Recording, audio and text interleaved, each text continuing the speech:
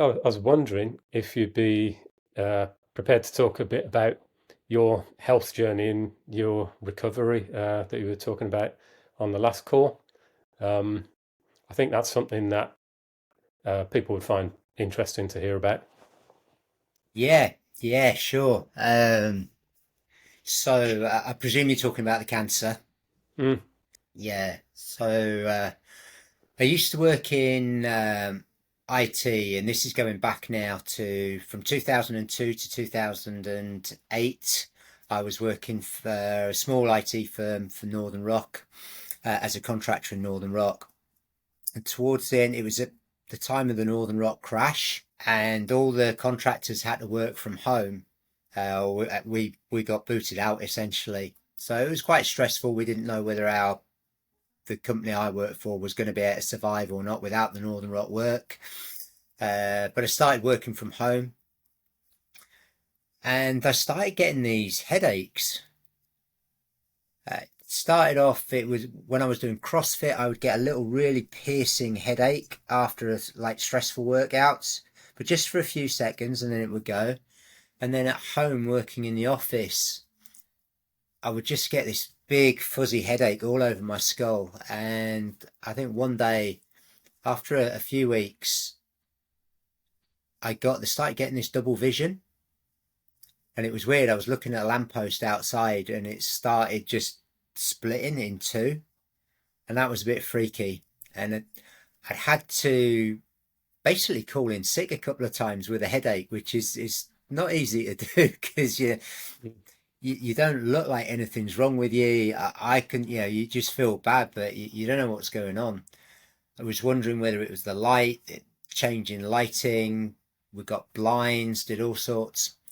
But when the double vision came along, that was just a bit freaky. So I phoned my wife up, and she came home, and we got an emergency appointment with the GP, and they basically said it was all stress.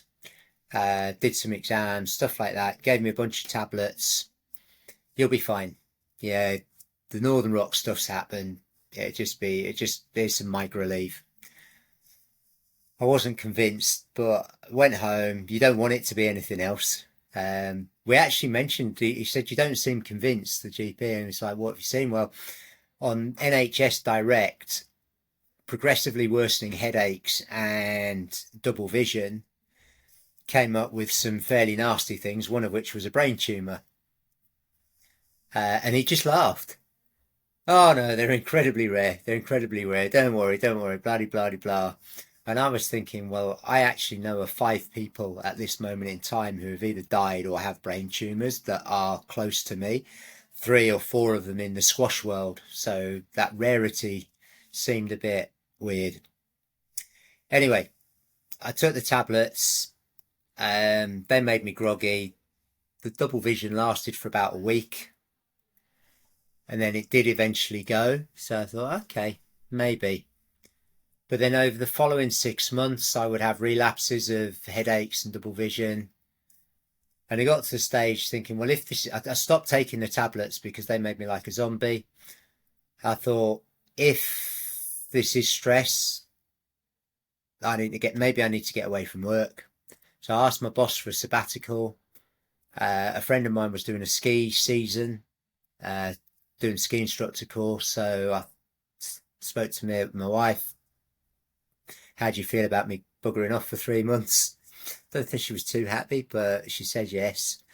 And so I booked this ski season, and really looking forward to it. A mate of mine was doing it, but the headaches started coming back big time before I went out.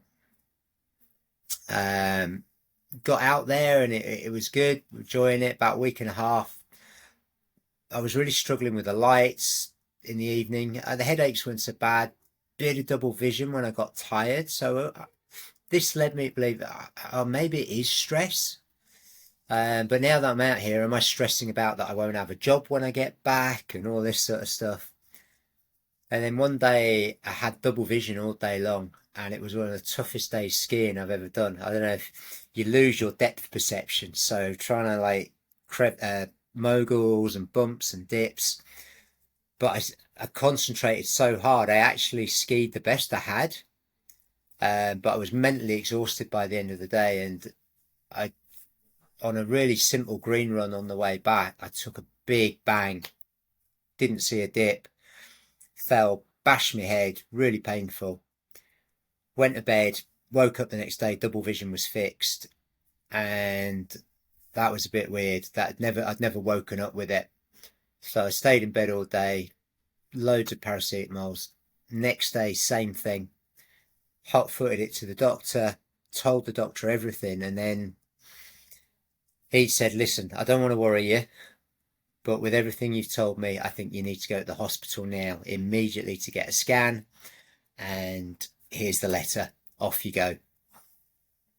So I managed to get a couple of guys, one to drive me and one who spoke French, to translate. Got the scan. We were there for several hours. Then the doctor comes through and basically says, we found a nodule in your head. I think the English word for it is tumour. And that was in January 2000. Yeah, thinking back, it was I wasn't surprised. Part of me was relieved. I'm not like a stress bunny. It wasn't psychosomatic. Well, psychosomatic's another thing. It might have been, because that's like stress leading to physical manifestations. But I wasn't going mad. It was. Yeah. And I just thought at that time, I'm too young to die. I haven't done what I want to do yet. Those were some like the first words that cropped into my head. So essentially, people rallied round. They got a flight back for us. Wife got an appointment sorted with a doctor. I won't go through all the inadequacies at the time, but it was basically got into treatment. And I started researching. I mean, they wanted to do more scans. And one of the first things I came across, I just Googled fighting cancer. And I came across this American site that talked about, they had a psychometric assessment that was, they believed was very, people who scored highly on this had a much better prognosis than those who didn't, and they had very strong correlations. And it was all about knowing what your cancer was, taking positive action, being actively involved with your treatment. And I think that was, for me, that was one of the best things I could have come across. I was like, I didn't know, because they couldn't determine what it was for ages, and we had to get second opinions. But because I was pushing and taking active knowledge, I was doing all my own research when we got what information we did. When I got the first diagnosis, which was then slightly changed, it was first diagnosed as osteosarcoma of the sphenoid bone. That's where the temple bones go through, and if you draw a line through my nose there's a big butterfly bone called the sphenoid bone, which routes all the nerves from the brain to the face. Arteries come up from the body to the brain, very close to the brain stem, and it's just underneath the base, so it's like the base of the skull. Yeah, osteosarcoma, which is very rare. And where it was, my oncologist said there's maybe one, maybe 5 a year in Britain, of that location and that type. They then refined their diagnosis to MFH, malignant fibrous histiocytoma, which is basically a bucket for stuff they didn't really understand. The second opinion from a consultant up in Scotland, undifferentiated pleomorphic sarcoma. No staging because it's too rare, but essentially, yeah, a rare thing. The treatment for all of those was the same though. 6 cycles of very aggressive chemotherapy, cisplatin, doxorubicin, and high dosage methotrexate. Yeah, it was pretty grim. But at that stage, I just thought, I'm going to take everything I can, whilst carrying on researching. They forgot the anti-sickness medication on my first 2 cycles, so I was vomiting like crazy, and it took us a few years to get over the smells that the like institutionalized food would make me vomit. Just the smell coming up to it, the chemo would make me vomit. Once you start, it was like a CrossFit workout. Vomit each minute on the minute for half an hour. It was pretty grim. Um, when they got that sorted, that was cool. Um, I was fortunate in that I was still physically capable, and we managed to control the pain with morphine. Again, a lot of issues. Don't want to go into too much of that, but it was just with the man talking to the doctors. That was the biggest difficulty, the biggest stress I had, really, bizarrely, was actually communication. Um, but things started improving through the treatment, or it seemed so. Um, Although, from a scans point of view, they said there wasn't really any improvement.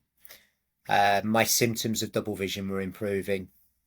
I would every morning I'd wake up, go to the mirror in the bathroom, and then the further away I could get without there being double vision was an improvement for me.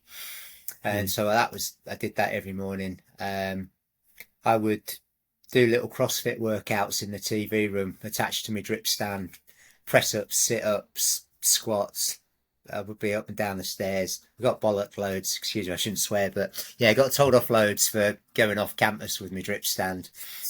It was a hard but almost, yeah, bizarrely, dare I say, enjoyable 8 months of chemotherapy. In that I knew I had to How build so? relationships.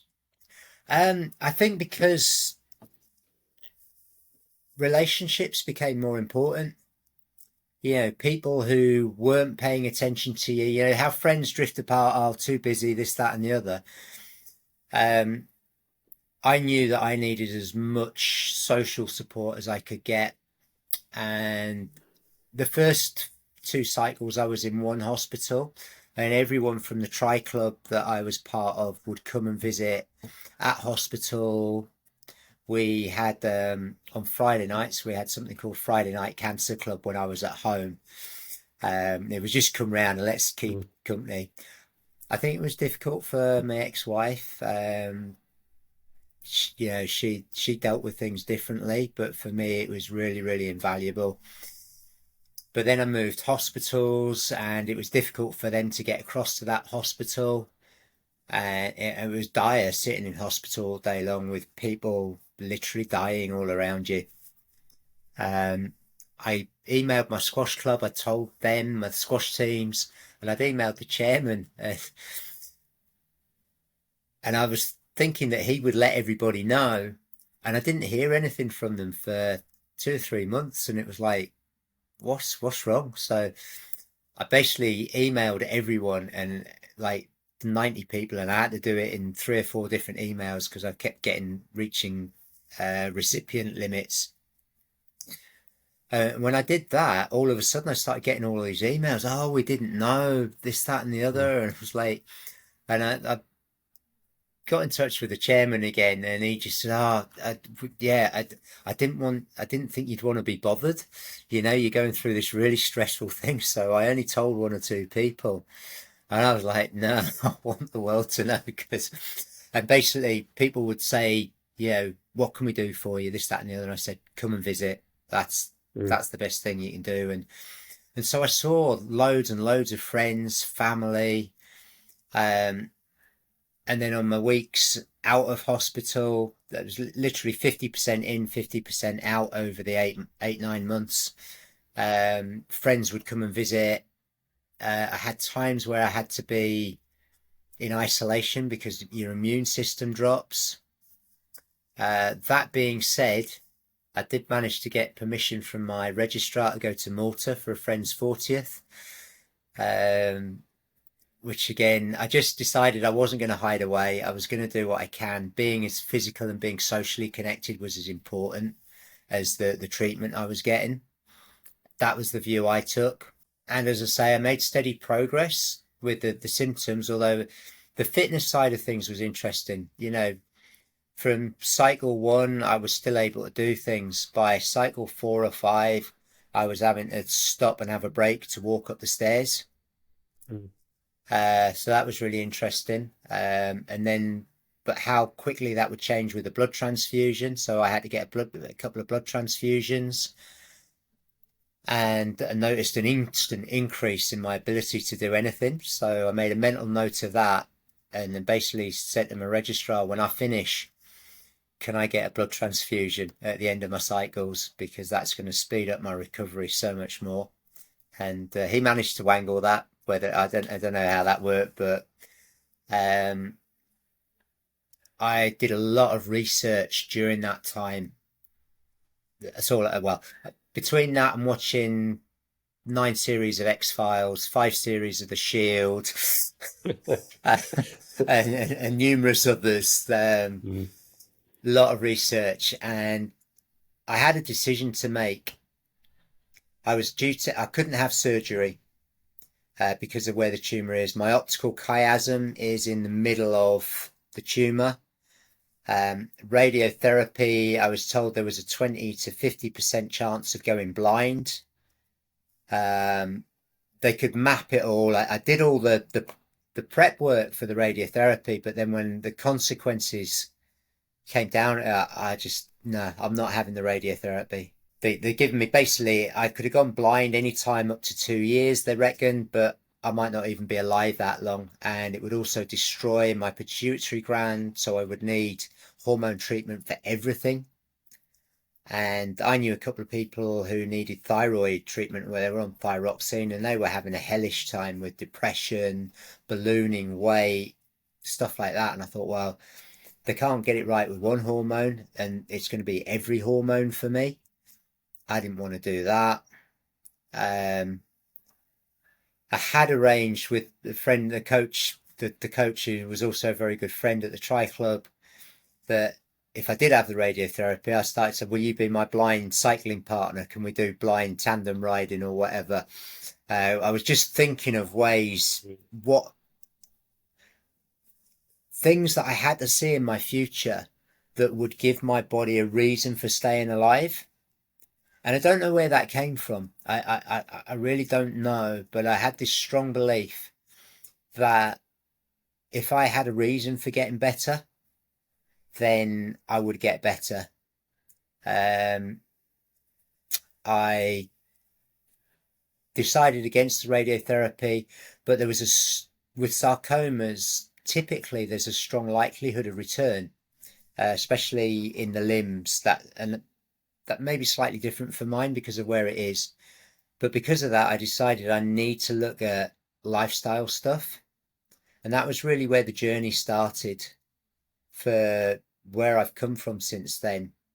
Another fellow patient, Bob Welford, who's unfortunately dead now, but he gave me a book called Anti-Cancer, A New Way of Life, written by a guy called Dr. David Servan Schreiber. He was I think a psychiatrist who basically got diagnosed with a brain tumor, went through all the standard treatment, did okay for a couple of years, but then it all came back.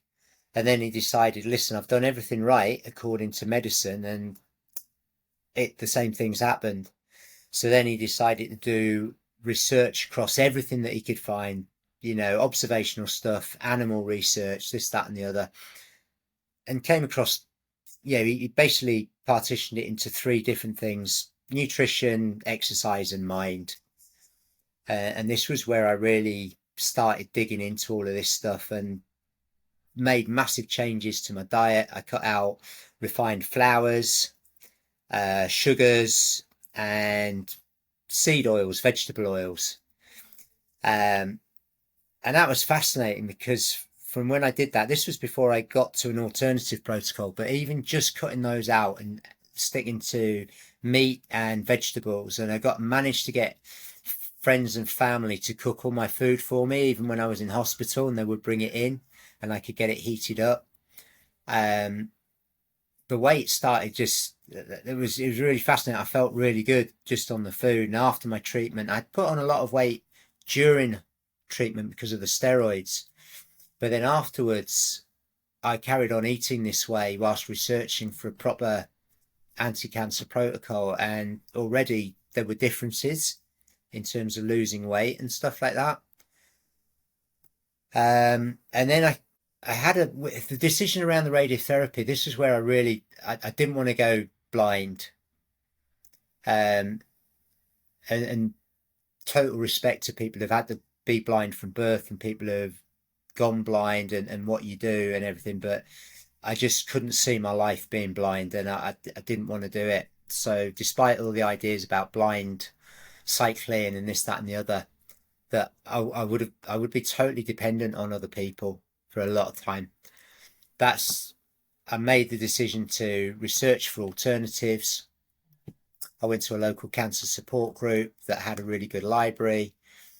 They set me up with an EFT practitioner on the day, emotional freedom technique, and within an hour from being in a blind panic, I was cool as a cucumber. I knew exactly what I was going to do. And so that introduced me to energy medicine. And, this was tapping on acupressure points, EFT. So I went and studied that. I decided on a protocol called the Budwig protocol. Joanna Budwig was a German scientist in the 50s who worked for the government in what I seem to remember being termed the Ministry of Fats, but I'm sure that's not right. But she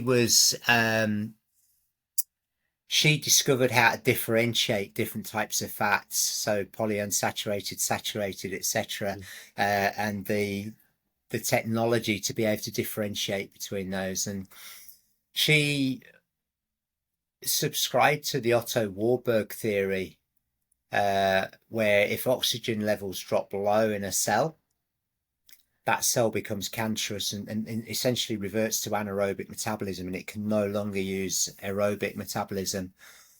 And she saw that as related to the fats in the system. The protocol was predominantly vegetarian, but with a lot of cottage cheese, or in Germany you get this stuff called quark. It's curd cheese, and that was blended with flax oil, and then you could have it with fruits, maybe a bit of honey. I used to have honey and cocoa and berries. And on this protocol, the protocol also included sunlight. I needed to get 40 minutes of sunlight a day. I needed to look at emotional trauma, things that might have happened. And for me, there were issues, certainly relationship issues I'd had over the years. And I think also potentially to the way I felt as this came out subsequently to ADHD, I was emotionally very, very reactive to a lot of things in life. And I think that played its part. Steadily though, every single health parameter on this protocol improved. I dropped from 14.75 stone to 11 stone in a year and a half. So pretty much every predictor of heart disease, of obesity, of diabetes, they all improved. My blood pressure was 115, 117 over 70, 75. I started running. I was looking into things like grounding. I wasn't working. I was really lucky. I was maybe doing 5-10 hours a week in the local gym. A friend who ran the gym said, come and use it. And I'd done my personal training qualification, so I started doing some work there.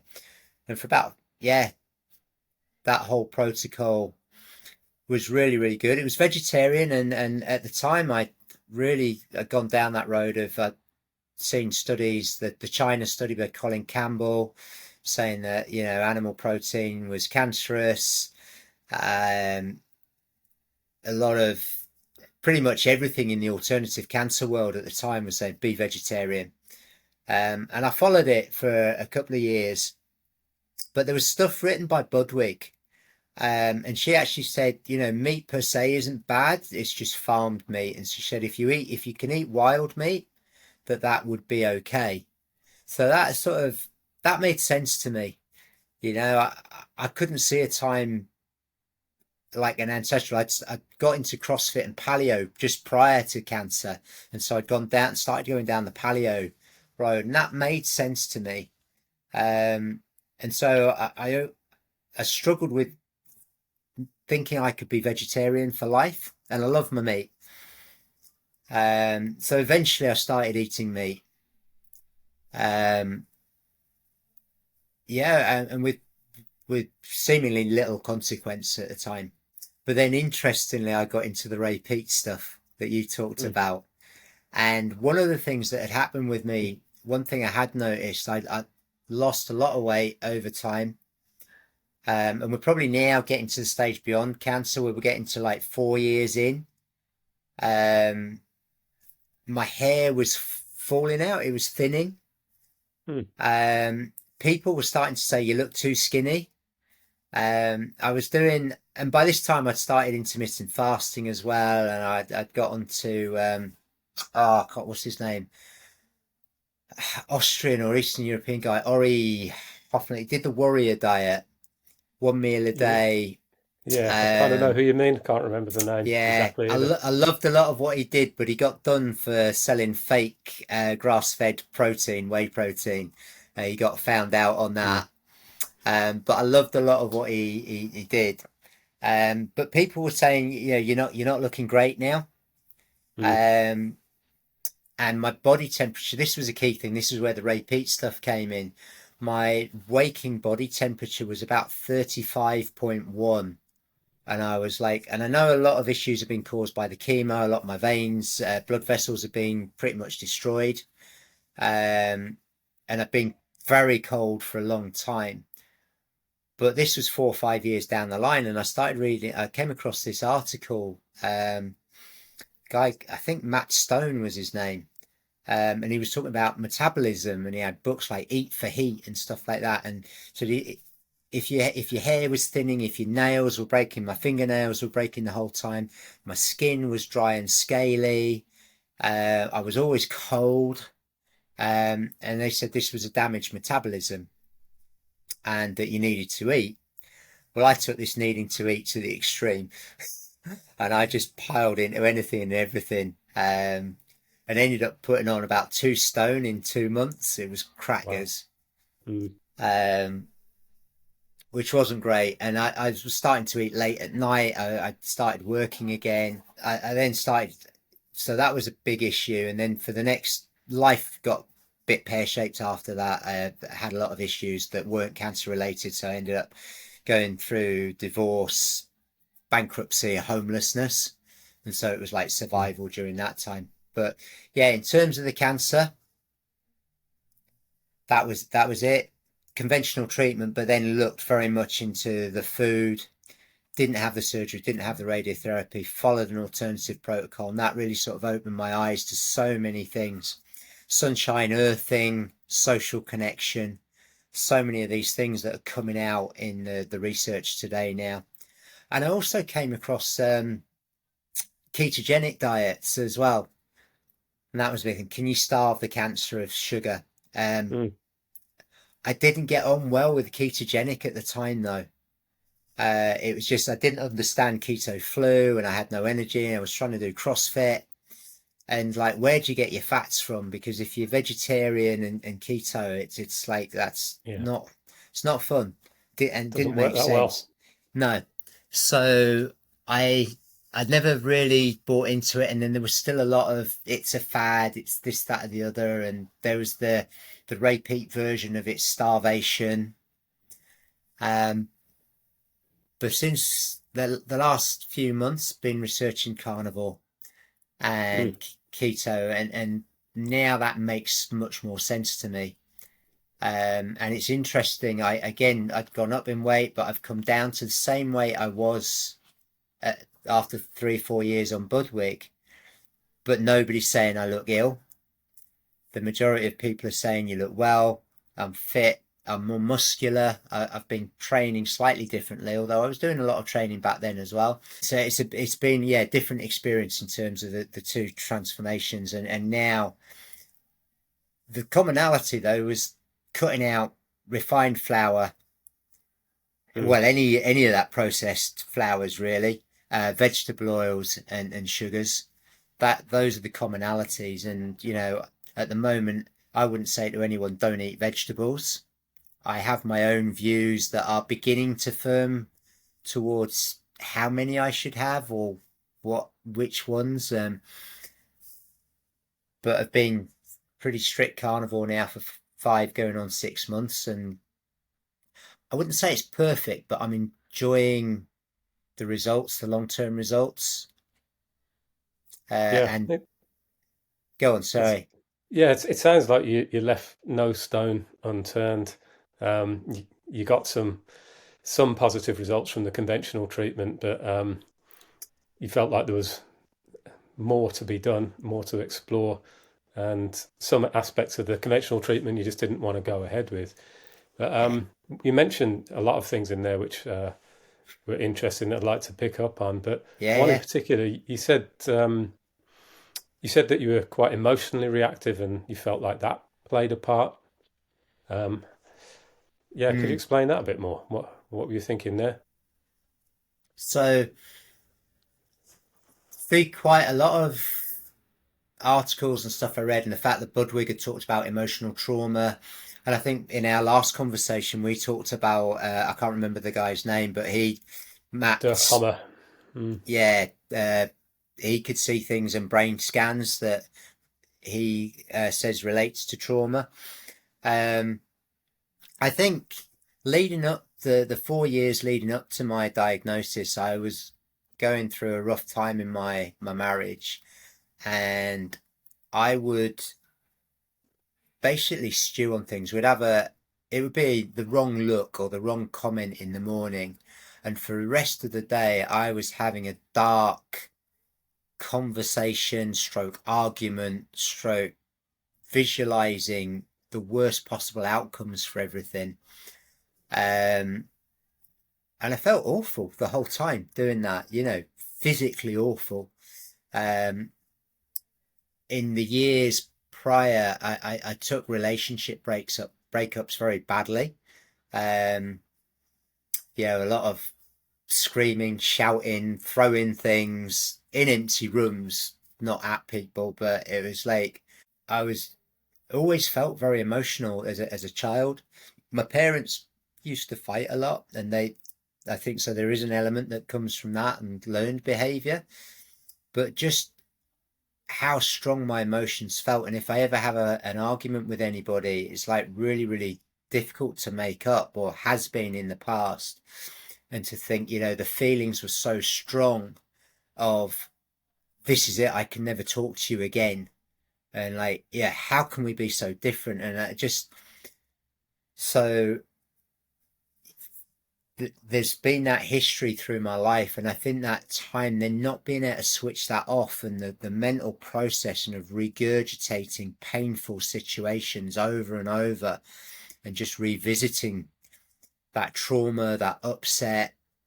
um I think there's been two breakups in my life prior to getting married which were particularly upsetting for me, and I just drank myself into oblivion. I would work in this pub and I'd have a great time whilst I was with people, but I'd end up drinking. It was after hours drinking, and the staff got free drinks.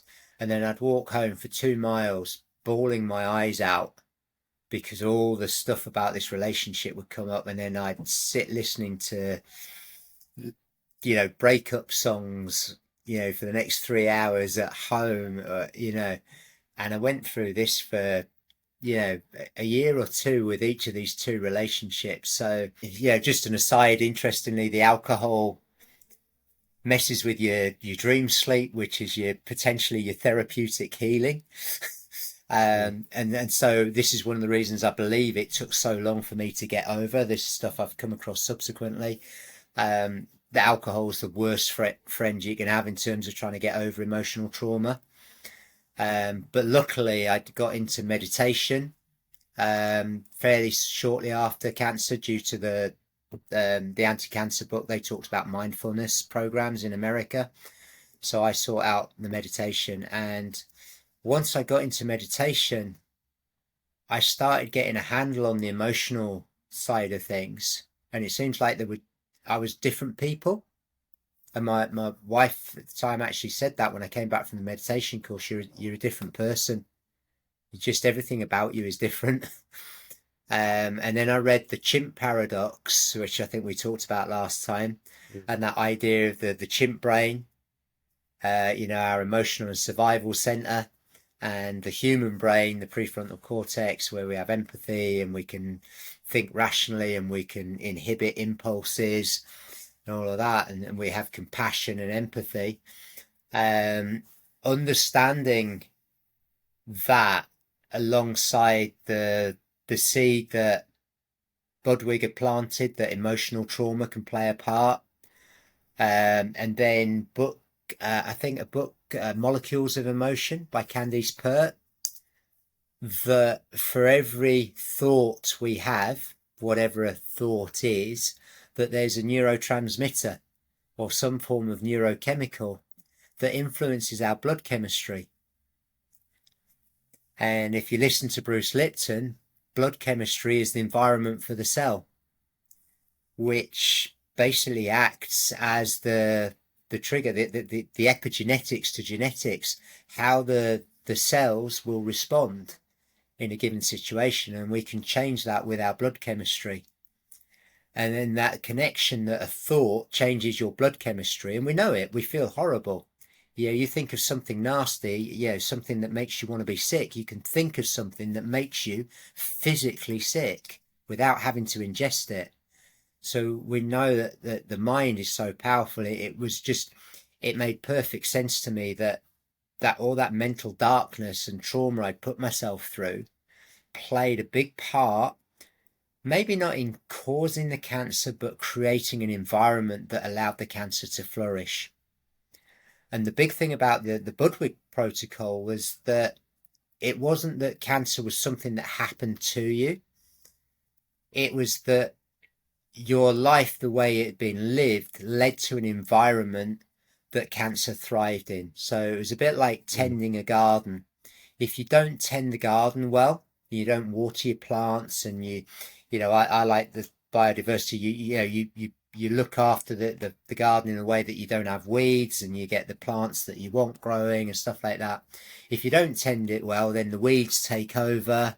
If you don't water it, your plants die. If it doesn't get adequate sunshine, they die.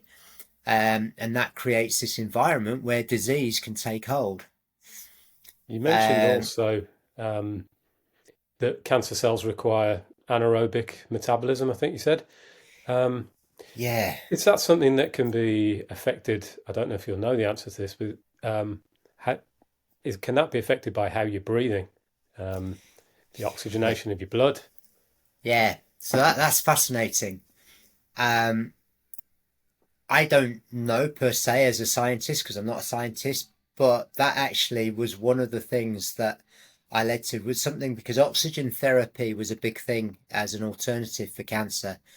Um, but one of the issues with oxygen therapy is you can get oxygen into the blood, but do you get it from the blood to the cells? And the suggestion was, well, there's no reason for it to get there. There needs to be a way. And this is where I came across Buteyko breathing. Hmm. And it was a Russian scientist, or Dr. Artur Rakimov. He has a website, normalbreathing.com. And he talked about the idea that you need to be able to, one, get the oxygen into your lungs, and then it transfers into the blood. But you need adequate levels of carbon dioxide, which comes from aerobic cellular metabolism, to get the oxygen to let go, the hemoglobin, the red blood cells, to let go of the oxygen, to then go to where those cells where the carbon dioxide was coming from. So I actually used a training mask. I thought I had one, but it's basically a mask that goes over here and you strap around your face. And it increases, you basically rebreathe carbon dioxide. It increases the what they call the dead space in so that you don't exhale all of the carbon dioxide, and that allows you to take more oxygen from each breath. And it also allows the higher your carbon dioxide tolerance allows more oxygen to transfer from the blood then to the tissues. So, in terms of the Budwig theory, is you're creating an environment where more oxygen is available. So potentially, yes, is what I like to think. Um, it certainly makes sense from a physiology. If it was about restoring order to the body, if I got to the stage where I was continually stressing, my sugar was available everywhere, and that was potentially how I was fueling myself the whole time. I was eating loads of sugars and carbs. Um, I was overweight. There were so many other things that were wrong. I wasn't sleeping well, so all my, I would go to bed late at night, and my circadian rhythms were all out. So yes, breathing was definitely one of the ways to start putting that environment in order. Uh, in two ways: the oxygenation we've just talked about, and anyone who wants to look that up, if they look at the Bohr effect, BOHR, EFFECT, and they talk about the oxyhemoglobin dissociation curve, which is essentially how easy it is for the red blood cells to let go of oxygen. The more carbon dioxide it is, the easier it is for them to let go. There are other knock-on effects though, because carbon dioxide is a vasodilator, so things like blood pressure improve.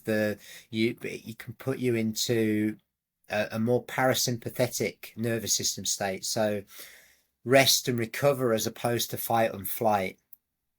And so again, part of it, and I think if we think about things like meditation, I think a lot of the effects of meditation, not all of them, but a lot of them come from the fact that we slow down our breathing. And some meditations will give you guidance on deeper belly breathing, diaphragmatic breathing, which is, we need these times to be in this recovery place where we're not stressed, we're not fight or flight the whole time. And so breathing, an amazing tool, and definitely a big part of the stuff that helped me get to where I am. Difficult to quantify how much, Yeah. but there's enough physiology there in the textbooks for me to believe that it had an impact. Mm. Yeah, so circling back to diet then perhaps. So are you aware of paleo medicine? I think they've been treating people with different types of cancer for about 10 years using essentially a carnivore diet. I believe Mm. when they started off, it was more of a paleo diet, but they've actually narrowed that down to a meat and fat, 20% protein, Wow, 80% fat diet, and they seem to be getting good results. They publish a few that's case studies, right, um, brilliant. and they don't seem, as far as I'm aware, to do anything else. They just focus on that particular Mm-hmm. diet, that high fat um, carnivore diet. They include some organs as well. Yeah, I was wondering if you're aware of them, or perhaps what were your reasons for gravitating towards carnivore? I'm not aware. Well, I think you mentioned them last time in our talk. I haven't seen any of their stuff, and I'm really happy to hear that because it sort of backs where I've ended up coming to in terms of my opinions. Um, why did I gravitate to carnivore? It started as an experiment. I've always liked meat. I'd put on earlier on this year. I'd put on a lot of weight, and I wanted to get rid of it quickly because it was such a struggle. I'd managed for a year to get down to 12 stone, but I knew I could be a stone or two lighter, but it's plateaued, and I was just really struggling. And my food was here, there, and everywhere. Um, Going back to work, the type of work I do is the hours are all over the shop, so it's really difficult to get into a nice system.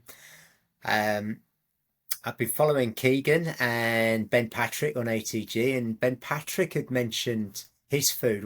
He did a half-hour video on the food he eats, which was just meat and then fruits at the end of the day. And he mentioned this thing about vegetables being poisonous.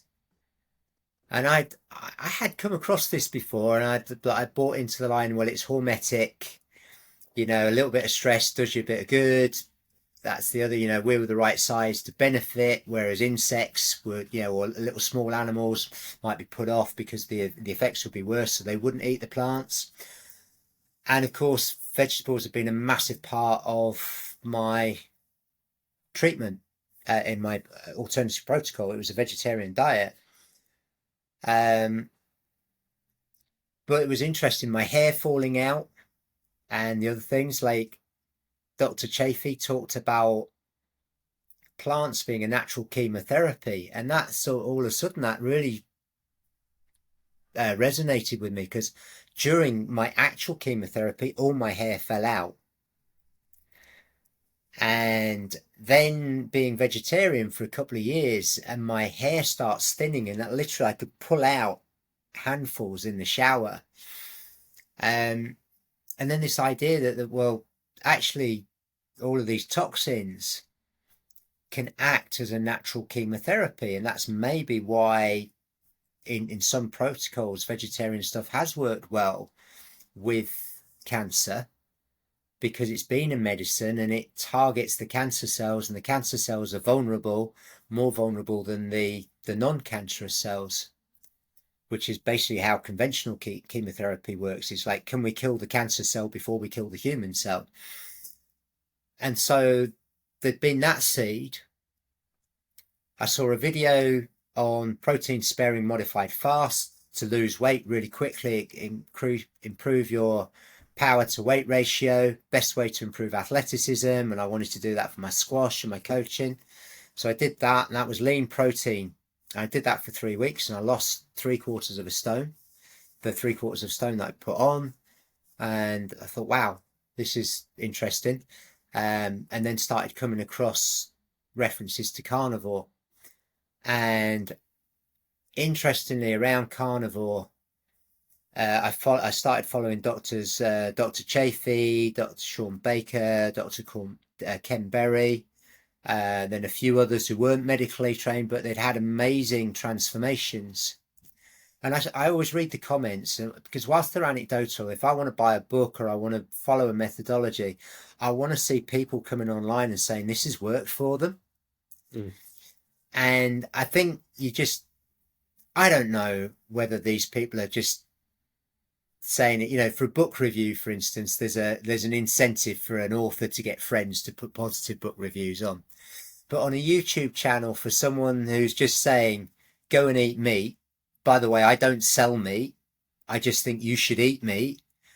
And then literally hundreds of anecdotes on every one of these channels of people who'd lost several stone, whose blood pressure had come down, who'd overcome autoimmune disorders, all of these things. I just thought, there's too many.